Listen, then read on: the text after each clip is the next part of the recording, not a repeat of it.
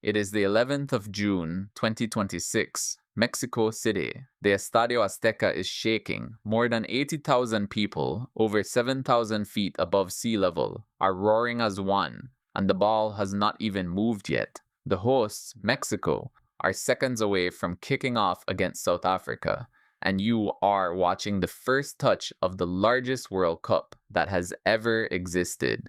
Almost nobody in that stadium fully grasps how big this thing has become.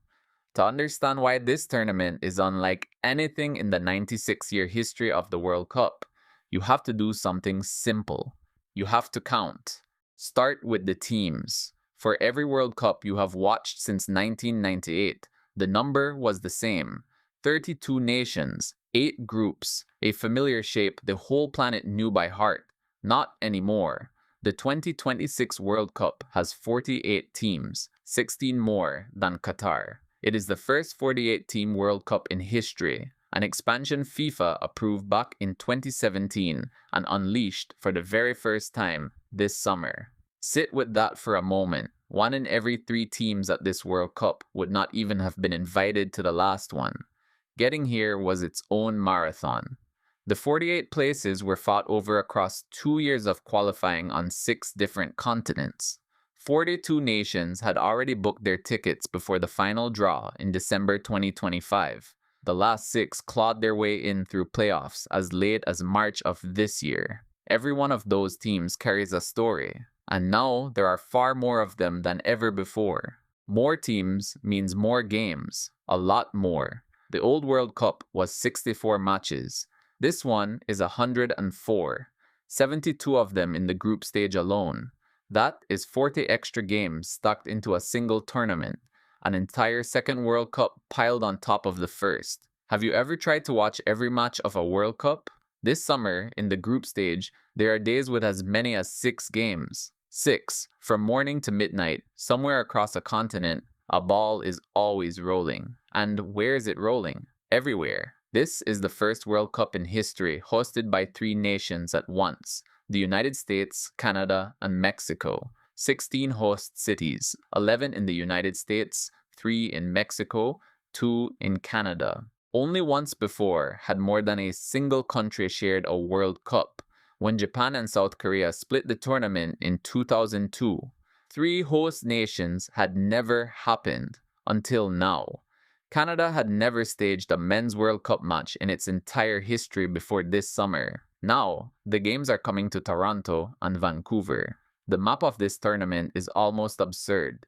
Teams and supporters will cross thousands of miles between fixtures, from the punishing heat of the American South to the cool of the Canadian border to the thin mountain air of Mexico City. The heat is so serious that FIFA has steered many of the early kickoffs into the stadiums that are covered and air-conditioned. 39 days. That is how long this World Cup runs. Qatar fit inside about 32. This one needed an extra week just to breathe. So, how does a 48-team monster actually work? The teams are split into 12 groups of 4, labeled A all the way to L. Every team plays 3 group games. The top 2 from each group go through. That part you already know. But here's the twist that changes everything. The 8 best third-place teams advance as well. Added up, and 32 of the 48 teams survive the group stage, which means, for the first time ever, the World Cup knockouts begin not with a round of 16, but with a brand new round of 32. More survivors, more knockout nights, more chances for a nobody to become a legend. It almost looked very different and far uglier. FIFA's original plan was 16 groups of only 3 teams each, but there was a problem, an old and dangerous one. In a 3-team group, the final pair could glance at the table, spot a scoreline that quietly sent them both through, and simply stop trying. Football has lived that nightmare before. So, the plan was torn up, 4-team groups returned, and every group's last 2 matches now kick off at the exact same minute, so nobody can rig the arithmetic. Fairness rescued at the final second. Now, numbers can make a tournament big, but numbers are not why your heart is pounding at the Azteca. History is. Because of all the stadiums on Earth, this World Cup chose to begin in that one. the Estadio Azteca, and it was no accident. This is the only stadium in the history of the planet to host three separate World Cups: 1970, 1986, and now 2026. No other ground has hosted even two opening matches. The Azteca is staging its third. In 1970, Pele lifted the trophy on that very pitch. In 1986, a man named Diego Maradona scored the hand of God and the goal of the century in a single unforgettable afternoon on that same grass. 6 decades of football's greatest ghosts live inside that stadium. And in 2026, a brand new generation walks out to play in front of all of them. Do you feel how heavy that is? The most modern, most enormous tournament ever built, choosing to take its very first breath in the most haunted cathedral the sport has ever known.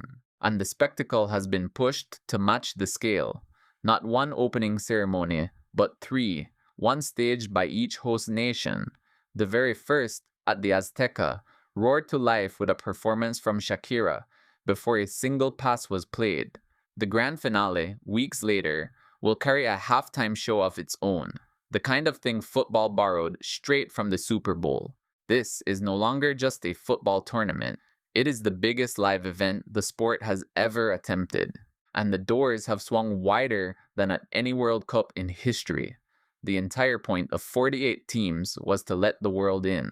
For decades, smaller football nations watched from the outside, the qualifying places locked up by Europe and South America. Now, countries that had never reached a World Cup in their whole existence have finally arrived. Cape Verde, a tiny chain of islands in the Atlantic Ocean, is here. First-timers are stepping onto the biggest stage on Earth, carrying flags that have never once flown at a World Cup. For those nations, this is not simply a bigger tournament.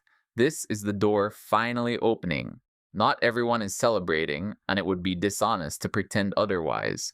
Critics argue that a 48-team field waters the magic down, that a flood of one-sided games dulls the drama, and that the real engine behind the expansion is the oldest one of all: money and the fortune a bigger tournament prints. They are not entirely wrong. The prize pot has swollen, the revenue is record-shattering, and the calendar is heavier than ever. Bigger is not automatically better. But then, ask the player from Cape Verde, walking out for his country's first ever World Cup, whether the tournament should have stayed small. Ask the child in Mexico City, who will witness a World Cup with their own eyes that their parents only ever saw on a screen. The argument has two sides. It always will, and every thread of it pulls toward one single night. This World Cup opened in the thin air of Mexico City, but it does not end there. It ends on the 19th of July, 2026, thousands of miles to the north and east, at MetLife Stadium in New Jersey, just outside New York. One match, 2 teams left standing out of 48. The defending champions, Argentina, winners in Qatar in 2022, will be hunting to keep their crown. 48 teams, 104 matches, 16 cities, 3 nations, 39 days, all of it funneling down to 90 minutes under the lights. That is why this one is different. Not bigger for the sake of bigger.